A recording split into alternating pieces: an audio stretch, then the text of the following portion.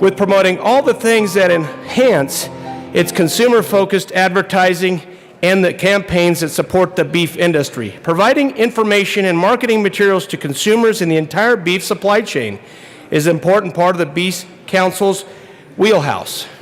Okay? This month is Beef Month. We also want to encourage conversations about beef's cultural, economic, nutritional, and sustainable contributions to our modern society. Representative D. Valdez. Thank you, Mr. Speaker. Thank you, members. As you heard from my colleague from Buffalo Springs Ranch, the importance of beef and the Beef Council and how we continue to help and support agriculture moving forward right here in Colorado. You know, back home in the San Luis Valley in southern Colorado, there's a lot of farmers and ranchers who continue to move forward, the economic driver of the state. As I got off the phone this morning with an individual in northwestern Colorado, talking to him about his cattle, his ranch. If he's out calving right now, he says he's going to be calving next month because it's 0 below this morning. And one of the most important aspects you see those who are involved in agriculture is a love for food. Now I know each and every one of Representative you. D. Valdez, hold on one sec. K members, can we please direct our attention to the well? Representative D. Valdez. Thank you, Mr. Speaker. Now, I know each and every one of you know how important agriculture is. Those who raise it, those who grow it, but also those who eat it. Especially those who continue to make sure that putting food on our table every single day. As my colleague from Buffalo Springs Ranch was talking about the Beef Council and how important it is here in the state of Colorado. Because it's the second largest economic sector, generating $47 billion funding right here to the state. And that includes our fruits and vegetables. And with the beef industry, continuing to make sure that it's not only on our plate with fruits and vegetables, because if you go up in the San Luis Valley, you know how important potatoes are. And if you're from Pueblo, you know how important those Pueblo chilies are to put on your hamburger. And it's especially important that we continue to make sure we're supporting our farmers and ranchers. So with that, I ask you to continue in thanking a farmer, but also thanking those in agriculture today. Thank you, Mr. Speaker. Thank you, members. Thanks to you both. Further announcements and introductions.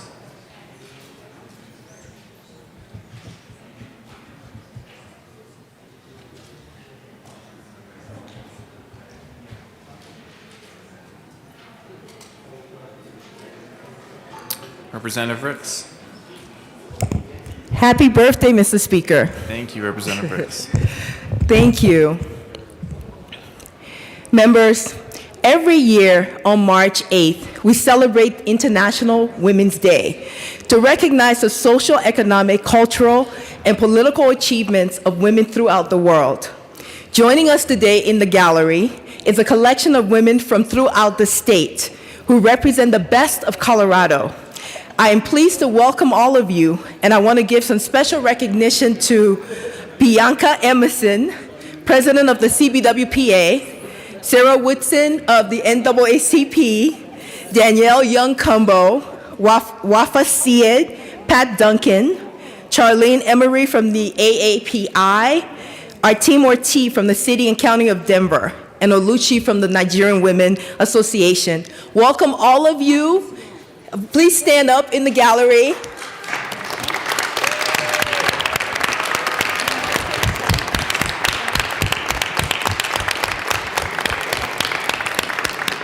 Welcome, everyone. Thank you for being here, and I'm so glad we get to celebrate the accomplishments of women at home and abroad today. At the same time, today represents a time to pause and take stock of the mountains we have yet to summit. We have officially passed the 2-year mark of the pandemic, and as we know, the workplace is not the same as it once was. The nation's job report found that 275 women left the workforce last month, leaving the women's workplace participation rate at 57%. The last time we saw a rate this low was before the pandemic, which was about 34 years ago, in 1988. That means that a full generation of progress has been lost in just 2 years. Women have been on the forefront of the response to the pandemic, and worldwide, 70% of healthcare workers are women.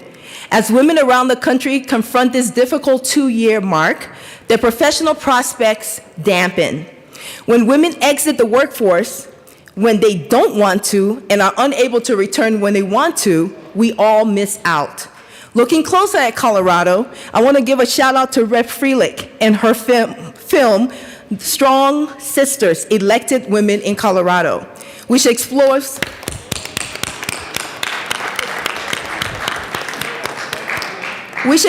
Colorado's special history of being the first state to elect women to the state legislature. In 1894, Clara Cressenham, Carrie Hawley, and Frances Clark were elected to the state legislature 1 year after women's suffrage was affirmed. Today, Colorado leads the country in having the highest percentage of female legislators at 42%. This blows the national average of 24% out of the water. In addition to being majority women, the House Democratic Caucus also benefits immensely from the contributions of women who represent important firsts in the legislative history. The first trans lawmaker, the first Muslim lawmaker, and the first African immigrant lawmaker elected to the General Assembly. At the same time, Rep. Froehlich's film deftly points out that there has never been a woman elected in Colorado as governor, U.S. senator, or mayor of Denver, the state's largest city. This is not necessarily surprising, as the U.S. ranks in the bottom half of all nations for gender equality in the political sphere. That is why the election of Kamala Harris as the first female and woman of color to crash the political glass ceiling as Vice President of the United States is of huge significance to women around the world. Looking beyond America's border, the World Economic Forum ranks the United States 51st in 149 countries on the Gender Gap Index, a measure of gender equality that takes into account women's access to resources and political empowerment. Globally, the overall gender gap index is 0.68, which means that women have 32% less access to the same resources and opportunities as men. As I reflect on this distressing fact, I draw inspiration from many other women trailblazers around the world who, despite their limitations and systemic barriers, have gone to defy all odds, challenge the status quo, and transcend these artificial boundaries in fulfilling their full God-given potential. Women such as Ellen Johnson Sirleaf of the small West African country of Liberia is a model of that feat, rising to dominate an entrenched patriarchal political system to become the first elected female head of state on the African continent. I look forward to the day when our country, the United States, crosses this important milestone. We still have a great deal of work to do before we achieve true gender parity and equality in Colorado and across the globe. I have faith in us to harness the power of our representation to create bold, lasting change for generations after us. I encourage women to not grow complacent on our accomplishments thus far, but to continue boldly to step forward, seize the moment, and claim our future. Thank you, Representative Ricks. Representative Judah. Thank you, Mr. Speaker. Happy birthday. Thank you. I also just wanted to thank Rep. Ricks for doing this and leading the charge, and also for telling us to wear our ethnic garb today. I am wearing the traditional Palestinian thobe, which is embroidery. It's hand done. It's been done in Palestine for centuries, really, and what's cool about it is that women are usually gifted this on milestones, weddings and that kind of thing, becoming a mother, and it is a great way to kind of express our tradition and our heritage, and I am very proud to be wearing it today at the Capitol to really expand everyone's knowledge of the Palestinian heritage. So thank you so much, Rep. Ricks, for doing this and allowing us to express our history and culture. Thank you, Representative Judah. Thank you very much. Thank you, guys.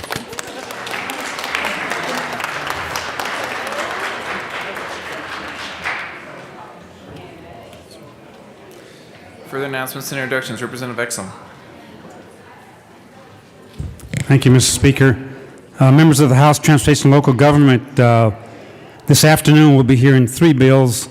House Bill 1241, Representative Byrd, House Bill 1154, Representative McLaughlin and Representative Valdez D, and my bill, House Bill 1042, or Representative Van Winkle. 130, SSB.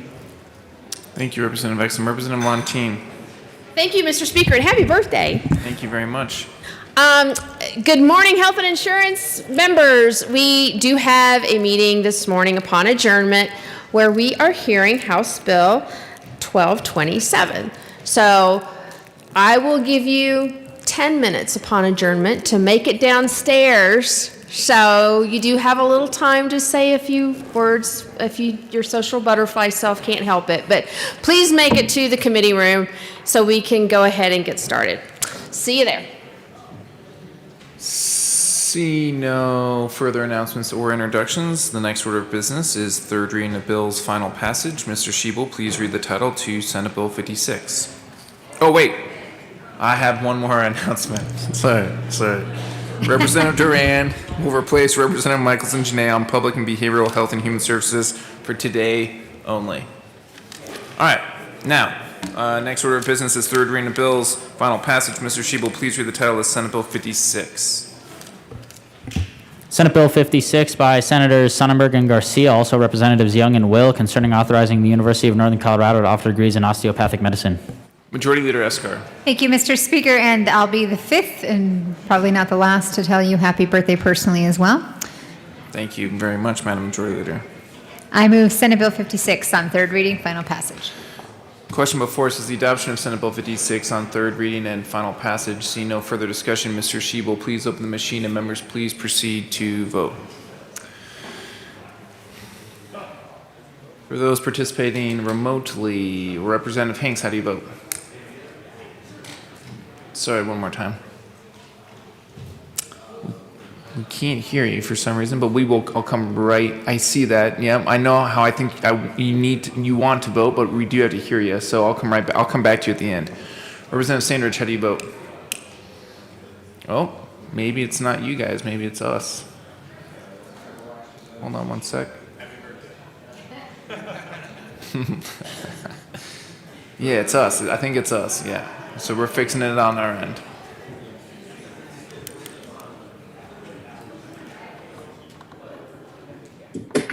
Oh, I heard stuff. Representative Hanks, how do you vote?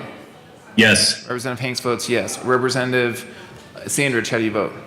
Yes. Representative Sandridge votes yes. Representative Lynch, how do you vote? Yes. Representative Lynch votes yes. Representative Burnett, how do you vote?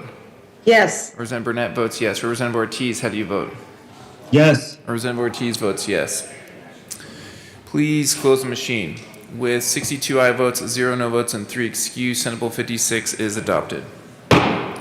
Co-sponsors.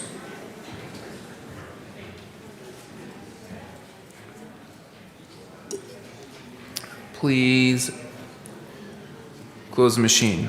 Mr. Shebel, please read the title of House Bill 1226. House Bill 1226 by Representatives Tipper and Carver, also Senators Huckes, Lewis, and Cook, concerning the continuation of licensing requirements for massage therapists and in connection therewith implementing the recommendations in the 2021 Sunset Report by the Department of Regulatory Agencies. Majority Leader Escar. Thank you, Mr. Speaker. I move House Bill 1226 on third reading, final passage. The question before us is the adoption of House Bill 1226 on third reading and final passage. Mr. Shebel, please open the machine. See no further discussion. Mr. Shebel, please open the machine and members please proceed to vote. Representative Hanks, how do you vote? No. Representative Hanks votes no. Representative Sandridge, how do you vote? No. Representative Sandridge votes no. Representative Lynch, how do you vote? No. Representative Lynch votes no. Representative Burnett, how do you vote? Yes. Representative Burnett votes yes. Representative Ortiz, how do you vote? Yes. Representative Ortiz votes yes. Representative Ricks. Please close the machine. With 52 aye votes, 10 no votes, and 3 excused, House Bill 1226 is adopted. Co-sponsors.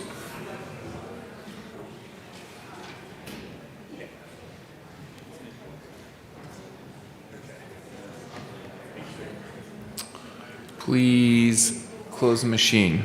Mr. Shebel, please read the title to House Bill 1245.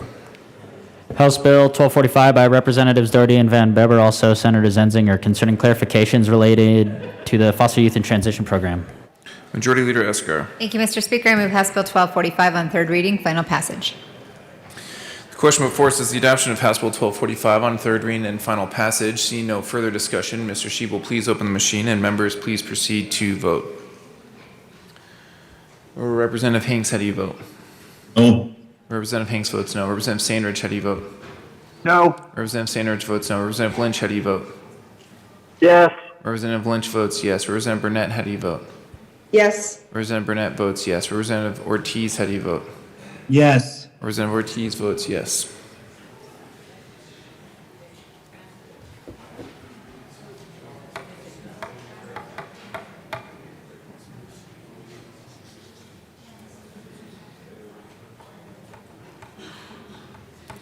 Please close the machine. With 56 aye votes, 6 no votes, and 3 excused, House Bill 1245 is adopted. Majority Leader Escar. Oh yeah, co-sponsors. Thanks. Representative Burnett, co-sponsor.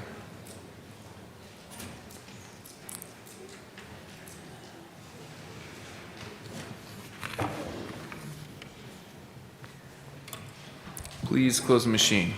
Majority Leader Escar. Thank you, Mr. Speaker. I move the following bills be made special orders at 9:28 a.m. today. Senate Bill 14, House Bill 1159, House Bill 1209, House Bill 1231, Senate Bill 52, Senate Bill 102. And members, just for clarification, if you look at your orange calendars, this is what's listed as second readings today and tomorrow. Seeing no objection, the following bills laid out by the Majority Leader will be made special orders on Tuesday, March 8th at 9:28. Representative Snyder.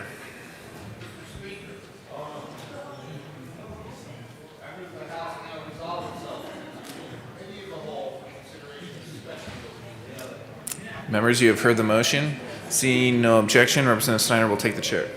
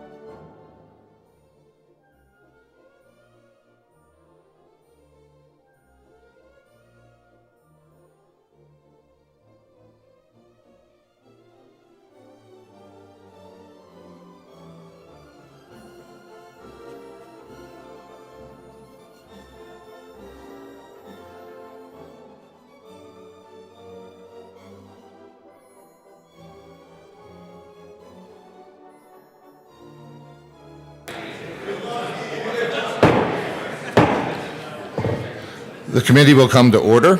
With your unanimous consent, the bills will be read by title unless there is a request for reading the bill at length.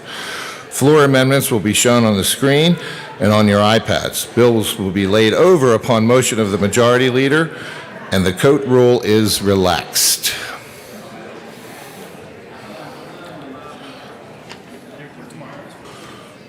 All right. Mr. Becker, please read the title of House or Senate Bill 14. Senate Bill 14 by Senators Moreno, also Representatives McKeon and McLaughlin, concerning the administration of the Colorado Youth Advisory Council. This isn't updated. Okay.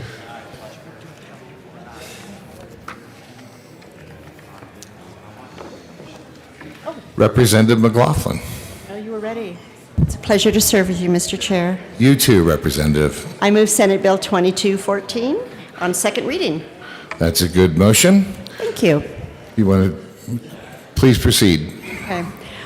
This bill is wonderful. It came through COYAC. Some of you have heard of this before, and it's when students join in with the legislature to present bills that they believe are necessary for their generation, and they know that they're listened to because we have several meetings with them, and they testify and they come to the Capitol, and we think they're wonderful. So this is one of the bills that they brought forward this year. COYAC has 40 youth members in it. There's 35 voting members representing each Senate district. There's one voting member each from the Ute, Mountain Ute, and the Southern Ute tribes. And there's 3 non-voting at-large members selected to help ensure diversity on the council, with especially concerning rural representation. Minority Leader McKean. Thank you so much, Mr. Chair. It's an honor to serve here with you. And an honor to serve with you too. Thank you so much, and thank you for not requiring a pause there, because a lot of times I get that pause. I say it's an honor, and then people pause, and it makes me... They're flipping a coin. I wonder. It just makes me wonder. This bill, folks, is really just a cleanup.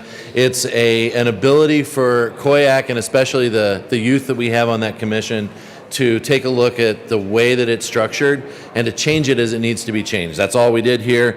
We changed the way that they come together to meet, partly because we figured out with Zoom that kids from all over the state could get together virtually instead of having to come together in person 4 times a year. So that was a good idea. Changed a little bit of how people are voted on and the timing of those nominations. That's what we're trying to do here, is to make it work better. Thank you. Is there any further discussion? Seeing none, the question before us is the passage of Senate Bill 14. All those in favor say aye. Aye. All those opposed, no. Senate Bill 14 passes. Thank you. Members, we can just keep it down a little bit so that the folks at the well can be heard. That would be much appreciated.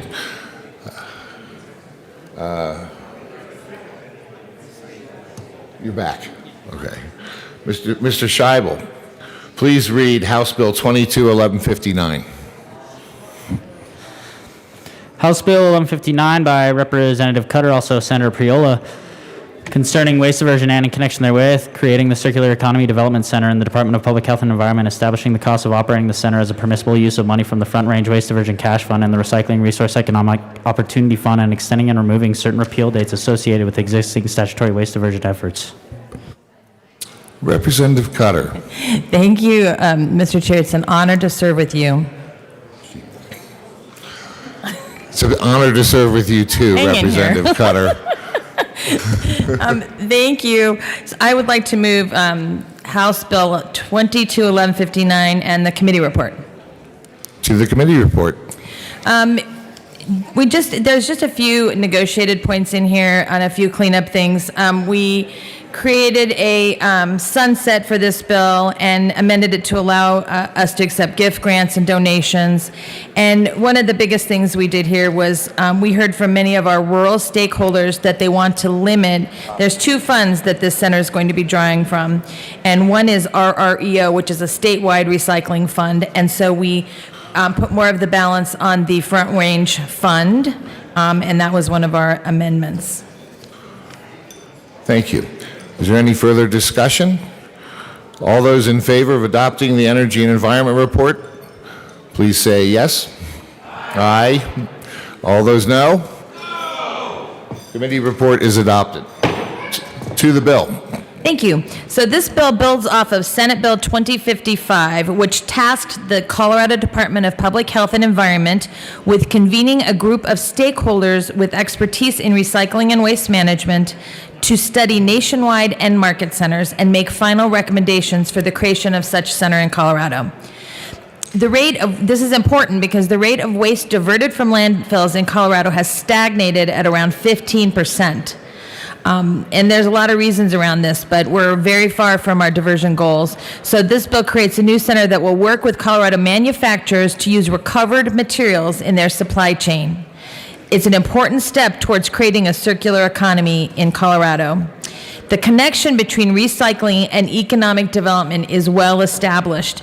Investing in the recycling industry improves Colorado economic outlook while also protecting the state's natural resources. According to a study from 2014, the recycling, remanufacturing, and reuse industry impacts 86,000 total jobs in Colorado, or 2.7% of the state's overall employment. And the industry accounts for 3.1% of the state's gross state product. So we're hoping to increase that impact dramatically with this center, and I ask for your aye vote today. Is there any further discussion? Seeing none, the question before us is the passage of House Bill 1159. All those in favor say aye. Aye. All those opposed say no. House Bill 1159 passes. Mr. Schiebel, please read the title to House Bill 22-1209. House Bill 1209 by Representatives Bradfield and Young, concerning the continuation of the Strategic Action Planning Group on Aging and in connection therewith implementing the recommendations contained in 2021 Sunset Report by the Department of Regulatory Agencies to sunset the Strategic Action Planning Group on Aging.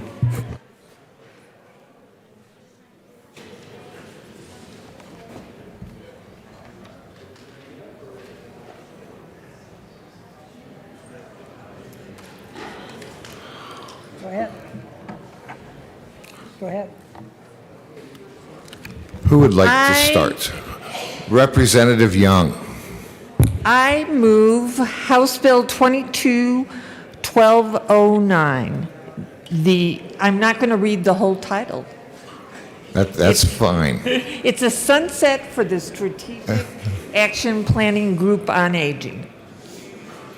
It is an honor to serve with you, Mr. Chair. That's a good motion. Would you like to continue and tell us a little bit about your bill? Representative Bradfield. Thank you. It is a pleasure to work with you. And you also, Representative Thank you. Bradfield. Okay, today we are here to recommend the sunset of the Strategic Action Planning Group on Aging. And this will open the way for the House Bill 22-1035 to move forward. The title of this bill is concerning modernization of the older Coloradoan Act, and a brief summary of House Bill 1035 may be following here. Representative Young. I want to thank those that have worked tirelessly over the years in the Strategic Action Planning Group on Aging to address the needs of older Coloradans. I know with their passion and commitment, they will continue to continue this work. Great. Is there any further discussion on House Bill 1209? Seeing and hearing none, the question before us is the passage of House Bill 1209. All those in favor say aye. Aye. All those opposed say no.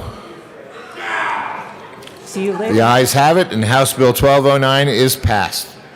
Thank you. Thank you.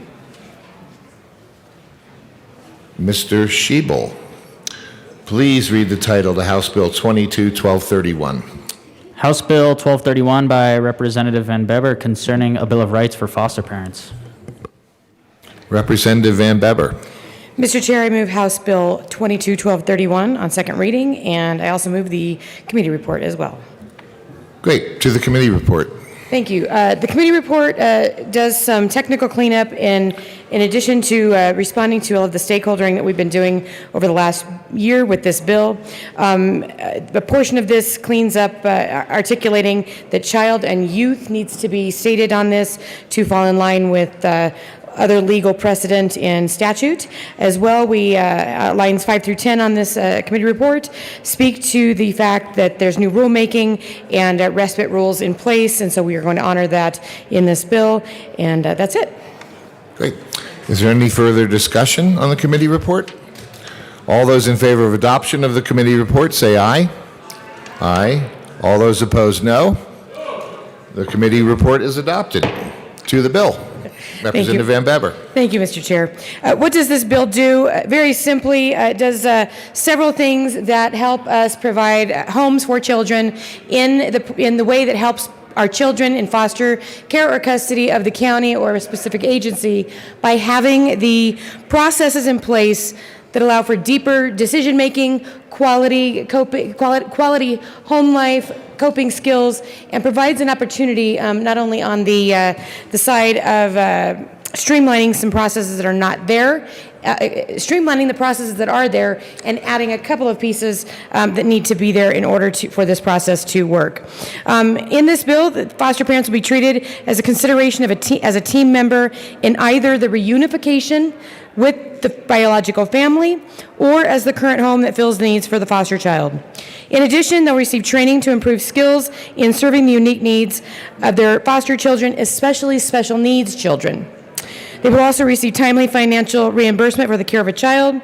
It does protect their right to be given relevant information according to statute about the foster child's past and present medical, educational, or relevant safety information in order to serve the child's best interests. Foster parents will also be given relevant information about the child's placement and behavioral history for safety purposes, as well as they will be given legal updates as permitted by law for a foster child to be cared for by a foster parent. They will also be given reasonable notice of any changes to a placement in order to be able to best support that child in those changes of placement, which can often be something that those children need support in, as well as ensuring that they have access to file a grievance if any foster parent rights have been violated. Is there any further discussion? Representative Holtorf.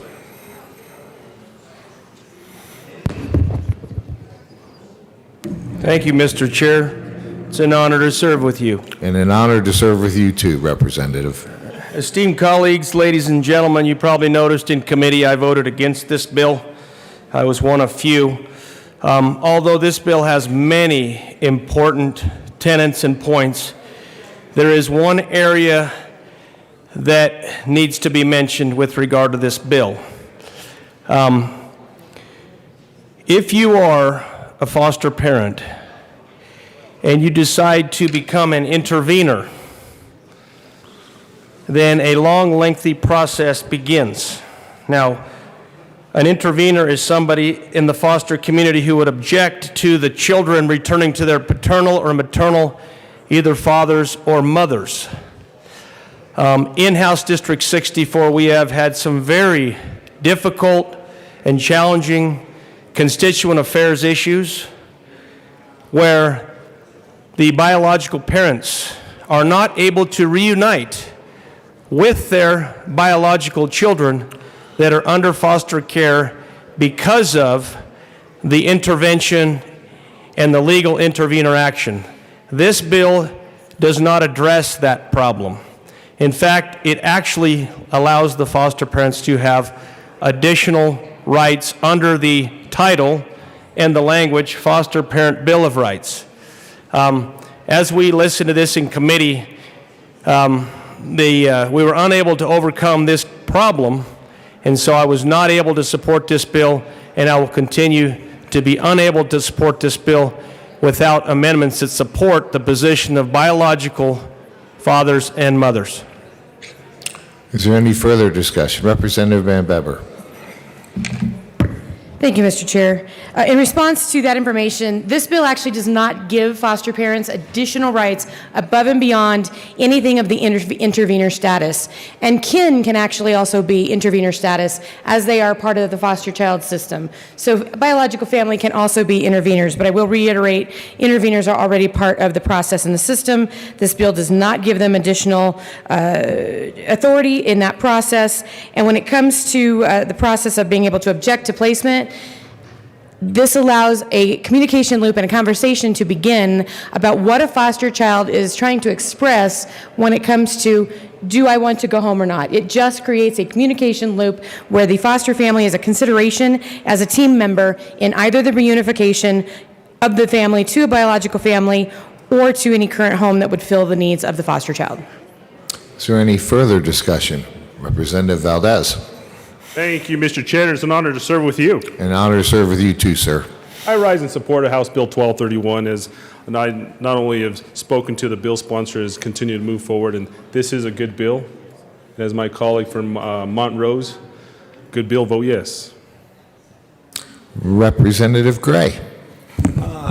Thank you, Mr. Chair. And I just want to commend Representative Von Beber about the work done on this, because these are folks who don't have people who fight for them. That's a fundamental problem. The system is very hard. Finding qualified foster parents is very hard. Having worked in the criminal justice system, the first thing you do when you bring in a case is you pull up the court records for people to see what their criminal justice history is. But when you read backwards through that history, for so many people, by the time they're charged with a serious crime, before that, as an adult, they were charged with a less serious crime. Before that, they were charged with a juvenile crime. And then you get into the parts of the court system where they were ward of the state or in a dependency and neglect case. And so doing the work to get people, get children treated fairly, and recruiting the right kind of people who are willing to do this, to stop that part of the process and to try to create better lives for children is really commendable and often thankless work. So thank you very much for doing it. Minority Leader Geithner. That's assistant, but thank you, Mr. Chair. I appreciate it. Assistant Minority Leader Geithner, excuse me. So members, I rise in support of this bill. You know, I am a court-appointed special advocate. I've done the training and I've worked with a kiddo, and I've seen some of this, kind of play out where the kid is, looking at the foster parent for the supports that are necessary, whether it's education, whether it's medical, whether it's any of those. And I know from what I have seen specifically out of El Paso, I know that the primary objective is certainly reunification of the biological child with the biological parents. And when that can't be achieved, it is next of kin. But there are, how do you say this? There are looks to investigations of considerations of safety parameters, and sometimes those considerations are necessary, that maybe the foster placement is the best place, at least for that time being, while the other pieces play out. And so what I have encountered, certainly I can recognize my colleague Representative Haltorf's concern, but ultimately I don't know that that necessarily plays into this piece on 1231 specifically. I think that what this does is it says, hey, these foster parents, which are filling a very critical role, have the opportunity, have the dignity, the respect, so to speak, to have timely information as they take on what can be a very challenging experience. And so I don't know that there's necessarily a connection between that concern. Certainly if there was, I might share that concern, but certainly I think this is more about the individual foster parent, and making sure that information is timely, that there is respect there for that major obligation, that duty, that role that the foster parent fulfills and provides to that child. And so I will be in support of 1231, and I appreciate the sponsor bringing it forward. Is there any further discussion? Seeing none, the question before us is the passage of House Bill 1231. All those in favor say aye. Aye. All those opposed say no. The ayes have it, and 1231 is passed. Mr. Shebel, please read the title to Senate Bill 22-052. Senate Bill 52 by Senators Huckes, Lewis, and Smallwood, also Representatives Mullica and Bradfield, concerning aligning medical assistance income eligibility requirements with federal law. Representative Mullica. Thank you, Mr. Chair. It's an honor to serve with you, Mr. And an honor to serve with you, sir. I move Senate Bill 52 and the Public Health and Behavioral Health Committee report.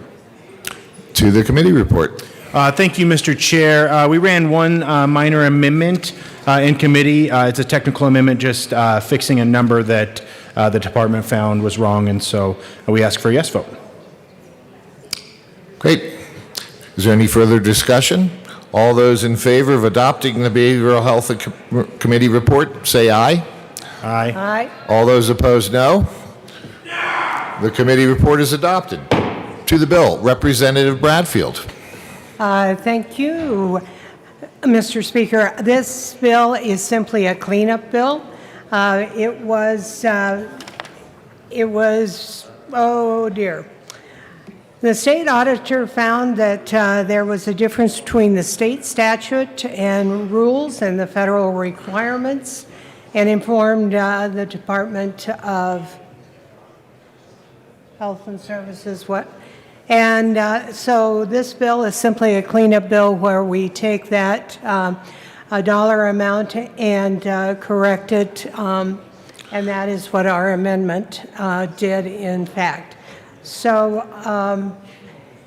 once this bill is passed, our state statute is in compliance with federal standards.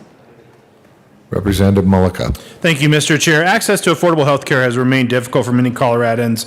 With Senate Bill 52, we have a chance to address several ongoing problems with a simple fix. In 2018, the state auditor's office found that Colorado was not in compliance with updated federal Medicaid and CHIP regulations. All this bill does is bring our state's requirements into compliance with federal guidance. While it's a technical fix at the request of HCPF, this bill will allow our state to continue to provide services to a vulnerable population of Coloradans that need it most. I would ask for a yes vote. Is there any further discussion? Seeing none, the question before us is the passage of Senate Bill 52. All those in favor say aye. Aye. Aye. All those opposed, no. Senate Bill 52 passes. Mr. Shebel, please call the title to SB 22-102. Senate Bill 102 by Senator Kirkmeyer, also Representative Young, concerning increasing transparency concerning programs for youth with intellectual and developmental disabilities who are in out-of-home placements. Representative Young. Mr. Chair, I move Senate Bill 22-102. That's a good motion. Please proceed. Several of Colorado's children and youth with the highest needs have been placed in out-of-state treatment facilities because of the inability to provide proper placements in state. Colorado's intellectual and developmental disabilities residential child care facility legislation was passed to develop and fund quality IDD RCCF programs designed to serve these children and youth with IDD who are placed by county departments of human or social services. As part of the implementation of this legislation, there have been 10 beds developed at one placement facility, and there are plans to develop 10 more. As part of this legislation, there was written in a procedure for appealing if a student was recommended for placement and was not deemed appropriate. Unfortunately, the legislation doesn't require an appeal process for admitted children who are being removed from the program before meeting their treatment plan and without the consent of the parent, guardian, or county department. There also is not a lower level appeal committee required. to include members with expertise specific to these children and youth served by the IDD RCCFs. This process doesn't ensure objectivity, transparency, and accountability. Also, there is no requirement to report to the legislature with data regarding the children and youth referred, served, and discharged by the IDD RCCF program and their associated outcomes.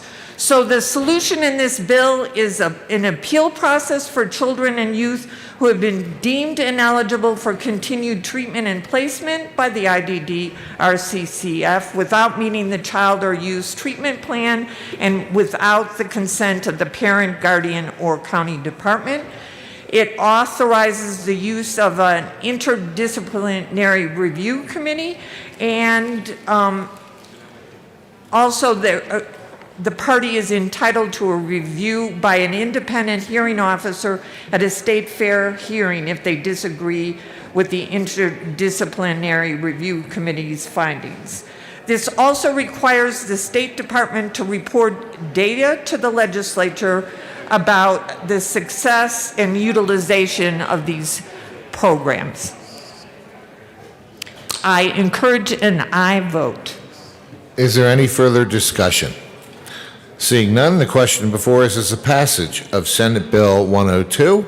All those in favor, please say aye. Aye. All those opposed, no. The ayes have it, and Senate Bill 102 is passed. Madam Majority Leader, Thank you, Mr. Chair. It's an honor to serve with you. an honor to serve with you too, ma'am. Thank you. I move the committee rise and report. You've heard the motion. Is there any objection? Seeing none, the committee will rise and report progress. Sorry? Just rise and report. Thank you.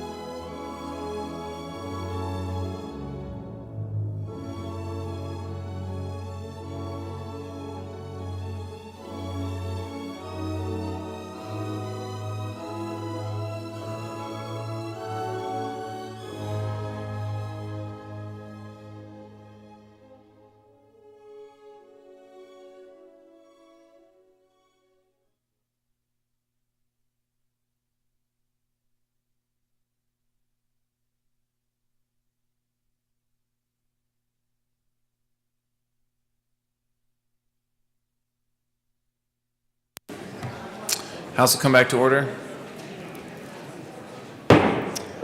Mr. Shebel, please read the report of the Committee of the Whole.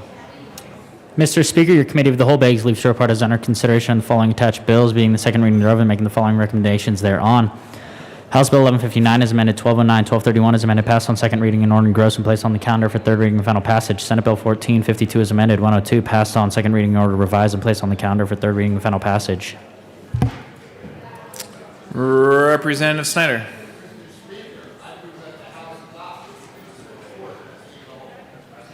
Members, you have heard the motion. There are no amendments at the desk. The question before us is the adoption of the report of the Committee of the Whole.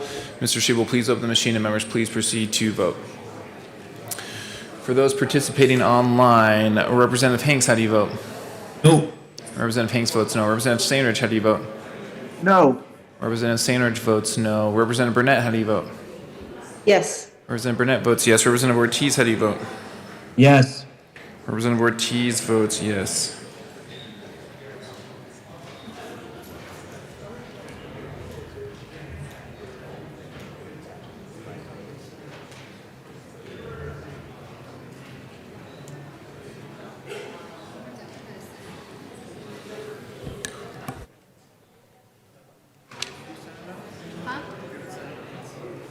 Concurrence to the House bill.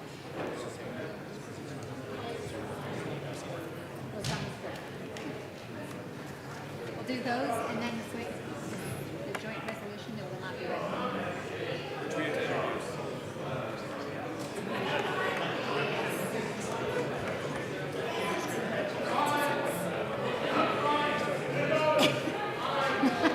Close the machine. Close the machine. For what? For what? Please close the machine. With 41 aye votes, 22 no votes, and 2 excused, the report of the Committee of the Whole is adopted. Sorry, I was not paying attention, so you missed this. You got away with it, Representative Tipper. Fine myself, huh? Representative Molka, have you paid the fine from last year? It was like a $55 fine, something crazy like that, wasn't it? All right. The next order of business on the calendar is consideration of Senate amendments to House bills. Are we all ready for this? This is the first one of the session. Mr. Shebel, please read the title to House Bill 1035. House Bill 1035 by Representatives Young and Bradfield, also Senators Janal and Rankin, concerning modernization of the Older Coloradans Act. All right. Representative Young. Thank you, Mr. Speaker. It is with deep regret I move that the House concur in Senate amendments to House Bill 1035. Would you like to explain why? The Senate amendment further defined greatest social need by recognizing federally protected class statuses by adding Section 504 of the Federal Rehabilitation Act of 1973 as amended, the Federal American with Disabilities Act of 1990 as amended, and Title VII of the Federal Civil Rights Act of 1964 as amended. I now understand the regret. Just joking. The motion before us is to concur with Senate amendments to House Bill 1035. Is there any further discussion? See none. Mr. Shebel, please open the machine, and members, please proceed to vote. Representative Hanks, how do you vote? No. Representative Hanks votes no. Representative Stainridge, how do you vote? No. Representative Stainridge votes no. Representative Burnett, how do you vote? Yes. Representative Burnett votes yes. Representative Ortiz, how do you vote? Yes. Representative Ortiz votes yes.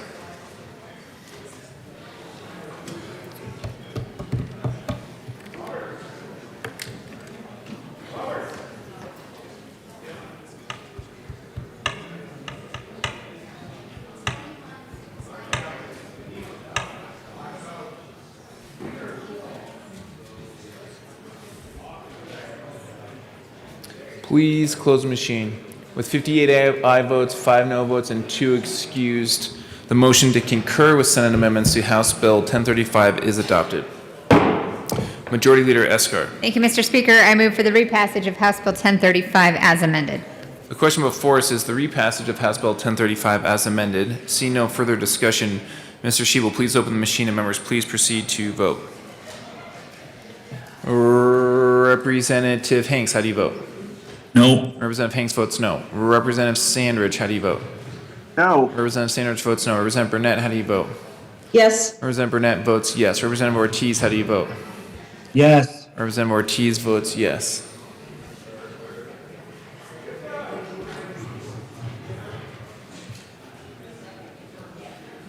Please close the machine. With 54 aye votes, 9 no votes, and 2 excused, House Bill 1035 is repassed as amended. Co-sponsors. One of our weirdest traditions, reopening co-sponsors. But you know what? I did.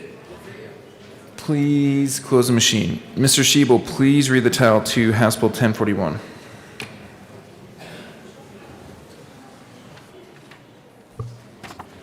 House Bill 1041 by Representatives Basenecker and Larson, also Senator Janal, concerning restrictions on making public the personal information of protected persons at risk of threats.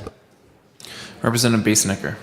Thank you, Mr. Speaker. It is, again, with deep regret that I move that the House concur in Senate amendments to House Bill 1041. Deep regret.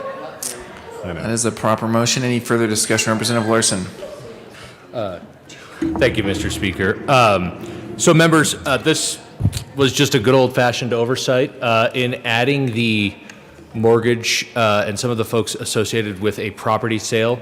We accidentally added them to the section where they would be provided the identity protections rather than adding them to the section where they could more easily access this information.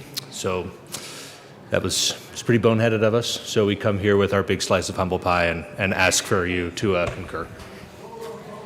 They fixed it in the Senate. That's why we needed to ask for that. So, indeed. Very good. Thanks for that. Is there any further discussion? Seeing on the question before us is the motion to concur with Senate amendments to House Bill 1041. Mr. Shebel, please open the machine and members, please proceed to vote.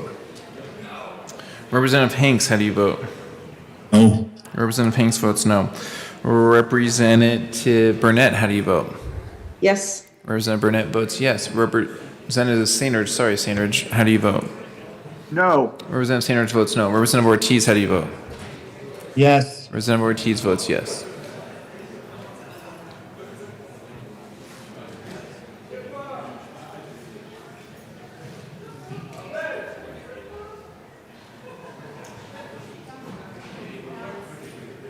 Please close the machine. With 54 aye votes, 9 no votes, and 2 excused, the motion to concur with Senate amendments to House Bill 1041 is adopted. Majority Leader Escar. Thank you, Mr. Speaker. I move for the repassage of House Bill 1041 as amended. The question before us is the repassage of House Bill 1041 as amended. Seeing no further discussion, Mr. Shebel, please open the machine and members, please proceed to vote. Representative Hanks, how do you vote? Do you mind unmuting? Sorry.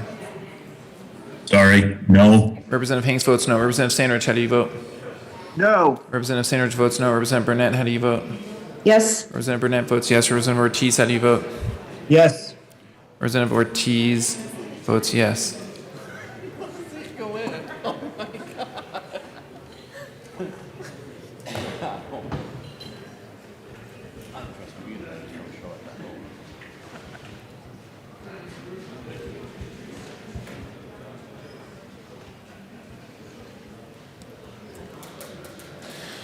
Please close the machine.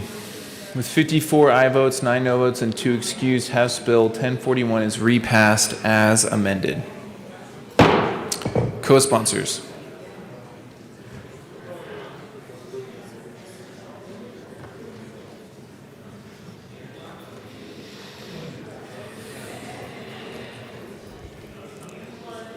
Please close the machine. Message from the Senate.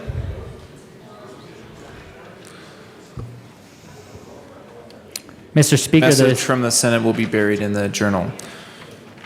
Introduction of resolution. Senate Joint Resolution 5 by Senators Garner and Bridges, also Representatives Ransom and Valdez D, concerning the designation of March 8th, 2022 as Colorado Aerospace Day. Majority Leader Escar. Thank you, Mr. Speaker. I move that we suspend the rules for immediate consideration of Senate Joint Resolution 5. Members, you have heard the motion. Is there any objection to suspending the rules? Seeing none, the rules will be suspended for immediate consideration of Senate Joint Resolution 5.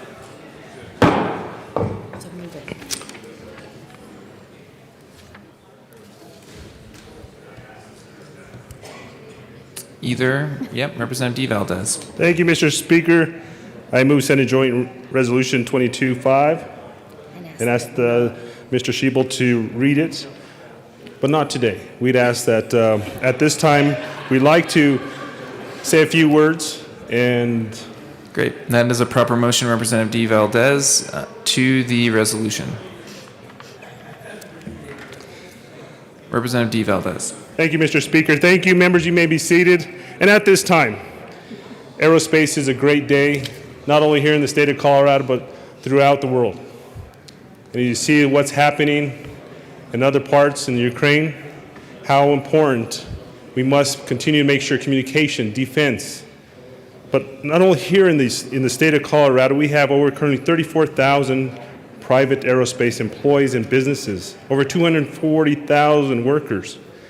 Colorado ranks second in the state with an average salary more than what's above our pay grade. And one thing more importantly, Colorado continues to attract aerospace companies here in the state, not only from schools, whether it be the Air Force Academy, the University of Colorado in Boulder, University in Colorado, Colorado Springs, Colorado School of Mines, Colorado State University, Metropolitan State University, Denver, University of Denver, Colorado Mesa University, and Fort Lewis colleges, because innovation continues to grow in more ways than one. And it's great to be up here with my colleague, Representative Ransom, who continue to move aerospace forward as co-chairs. So with that... Representative Ransom. Thank you, Mr. Speaker. So, folks, just because we didn't have this read at length doesn't mean you can't read it. It's in your folders, in your file drawers, and it's also on your iPads. This is a great resolution that talks a lot about the benefits that aerospace has to the state of Colorado. Colorado is home to so many aerospace companies. Probably some of you, some of us, have worked in some of them, and I bet all of us have constituents that have worked in one or the other. Some of the companies include Ball Aerospace, Boeing, L3 Harris, Lockheed Martin Space, Maxar Technologies, Northrop Grumman, Raytheon, Sierra Nevada Corporation, and United Launch Alliance. And there are close to 500 additional companies that support the aerospace sector. There is also NORAD in Colorado. We also have the 3 United States Space Force bases, Buckley, Peterson, and Shriver. These are all wonderful assets to our state, and I want to make sure everybody's excited about what we have here in Colorado. And the folks that are here today, guys, there are a lot of people here to celebrate Aerospace Day at the Capitol, which is today, and at 11:30 out on the West Steps, there is going to be a reading of the Aerospace Day proclamation that the governor has signed. That will be hosted by Lieutenant Governor Diane Primavera. It starts at 11:30 a.m. and that will be followed by the annual group photo. I think it will be nice enough that that can take place on the steps. Some of you have been here when it took place on the center steps between the first floor and the second floor, but this year it will be on the west steps of the Capitol. So please, if you have time, everyone is welcome. Please pop down to the west steps and join us there. Then there will be a panel starting at noon over in, we described this before, but the McNichols Civic Center building, which is in the middle of the park. So if you just start walking west, there's a big building and you've driven by it, you've seen it, but you just maybe didn't know what the name of it was. But that is where the lunchtime panel discussion will be. There will be an exhibitor showcase that will happen throughout the afternoon, followed by networking, and there will be a reception at that building starting at 5 p.m., and Governor Polis will be there to make some remarks there as well, beginning at 5 p.m. So, again, please join us for some or all of these activities.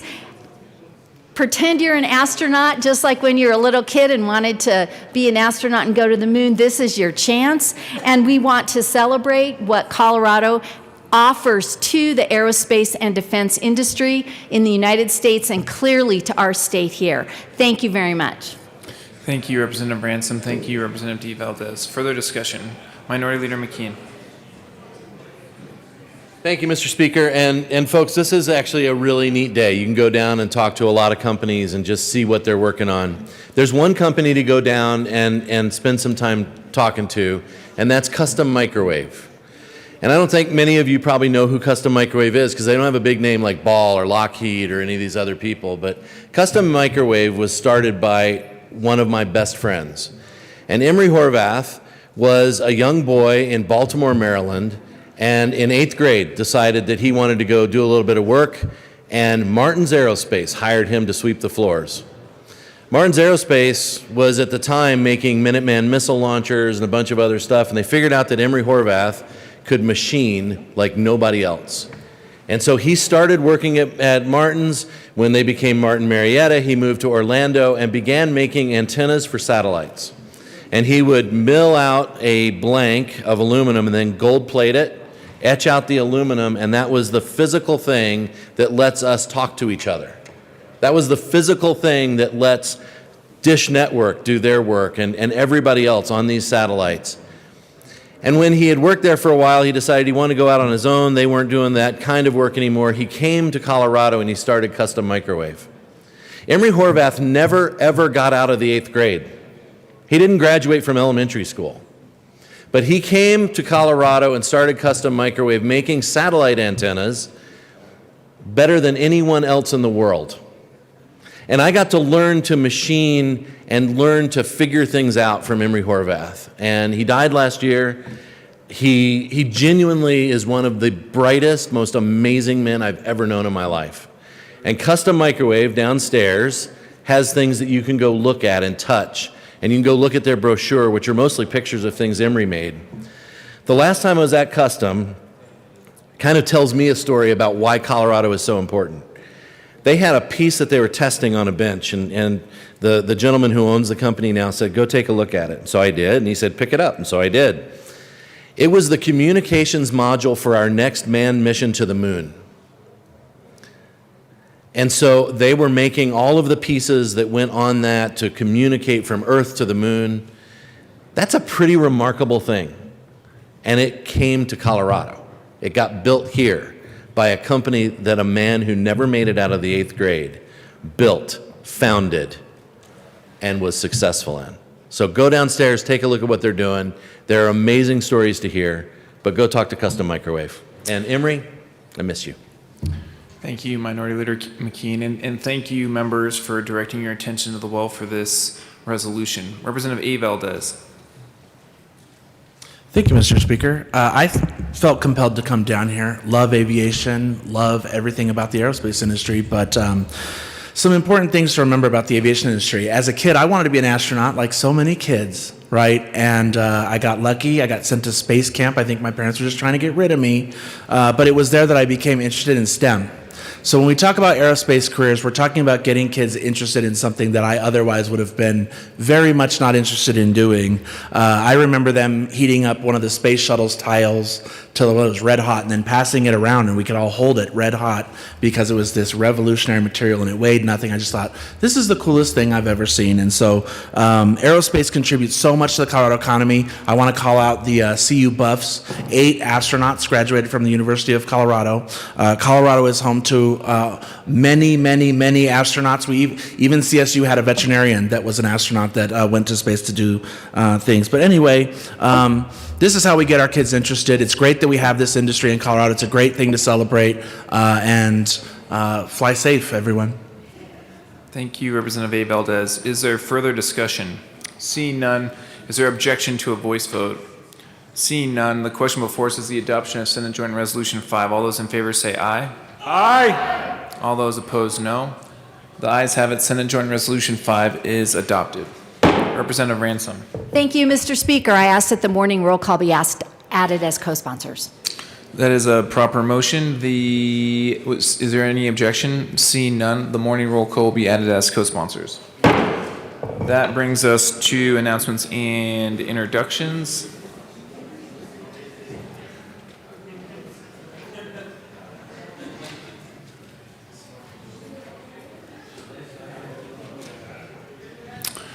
Representative Carver.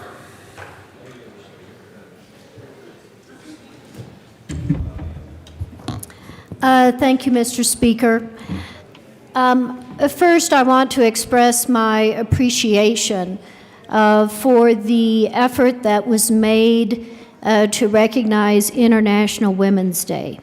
It's a very important day for us to think about these issues. I would, however, be remiss if I didn't express briefly my view of where we are in the United States in the year 2022 on International Women's Day. We are fortunate as we look back at all the struggles, whether it was in the passage of Married Women's Act to allow married women to move from a status of chattel, unable to hold property, have inheritance rights, have a say in custody. None of that just happened. It happened through struggle. But we got there. And I especially appreciate the listing by the speakers of the first 3 women elected to Colorado legislature in 1895. Not just the first in Colorado, the first in the nation. And if I may also just add, all Republican. I am also happy to say that, 29 years in the military, another institution, where we started out versus where we were in JAG and in other parts, with women just being not women soldiers, but soldiers. Lieutenant Governor, personal favorite of mine, Lieutenant Governor of Virginia, an American Marine, now serving as an elected official. So I would hope, and I do believe sincerely, not that there isn't more work to be done, but in this country of ours, when we are running for office, I do not believe that the vast majority of American citizens look at gender or sex. They are going to look at a candidate and an elected official that speaks to their issues and that expresses the authenticity and sincerity about caring what they care about. And that's regardless of sex, gender, or anything else. So I think and feel strongly that our country, for all of its faults, has made huge progress. We are a place of equal opportunity. We are a place of individuals being able to pursue their dreams. And yes, there may be some bumps in the road, but quite frankly, when you face those challenges and you find ways to overcome them, it builds your life experience and it makes you a better leader, a better citizen. But we need to remember when we have faced those obstacles and how we eliminate them and make it better for the next generation. That is our task, to make it better for the next generation. Thank you, Mr. Speaker and members, for your indulgence. Thank you, Representative Carver. We normally don't clap, but I do appreciate the chamber coming together and being able to express themselves in a respectful way. So thanks to everybody for today. Further announcements and introductions. Majority Leader Eskar. Thank you, Mr. Speaker. I move the House stand in recess until later today. Seeing no objection, the House will stand in recess till later today.